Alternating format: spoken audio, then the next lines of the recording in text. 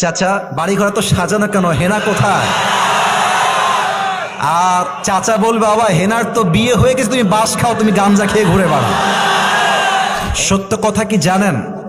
পুরুষ মানুষ যতদিন টাকা কামাই করতে পারে সবার কাছে প্রিয় থাকে, আর যেই দিনে টাকা কামাই বন্ধ হয়ে যায় আপন মানুষগুলো সব পর হয়ে যায়। এজন্য আমি সবাইকে বলবো সময় থাকতে টাকা কামাই করো, হালাল ভাবে অনেক বেশি ব্যবসা করো, চাকরি করো, উদ্যোগ নাও, প্রতিষ্ঠিত হও জীবনে। যদি মায়ের কাছে সেরা সন্তান হতে চাও, যদি বাবার কাছে সেরা সন্তান হতে চাও, যদি তুমি তোমার স্ত্রীর কাছে সেরা স্বামী হতে চাও, যদি তুমি তোমার সন্তানের কাছে সবচেয়ে প্রিয় বাবা হতে চাও, তুমি যদি বোনের কাছে সবচেয়ে প্রিয় ভাই হতে চাও, টাকা কামাই করা ছাড়া কোনো গতি নাই যুবক ভাইরা। বলো বলো বলো, এটা আমি তোমাদেরকে মন প্রাণ থেকে বলছি যুবক ভাইরা, অলওয়েজ মাথায় রাখবা।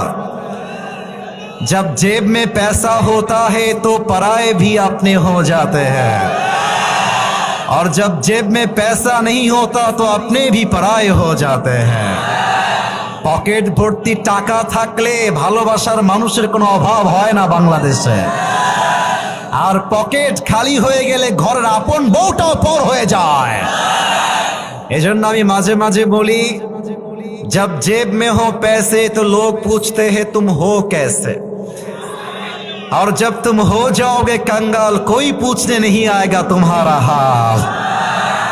পকেট ভর্তি টাকা বলবে হাউ আর ইউ, কেমন আছেন ভাইয়া আপনি, আর যখন পকেট খালি বলবে হু আর ইউ, তুমি কে, তোমাকে তো চিনতে পারছি না ভাই আমি।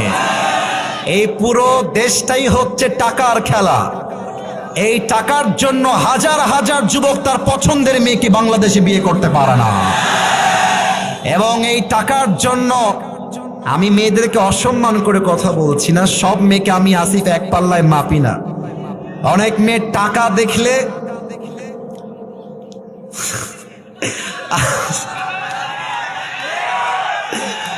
টাকা দেখলে আর সরকারি চাকরি দেখলে টাকার সঙ্গে বিয়ের পিড়িতে বসে যায় না, এমন মেয়ে তো বাংলাদেশে নাই।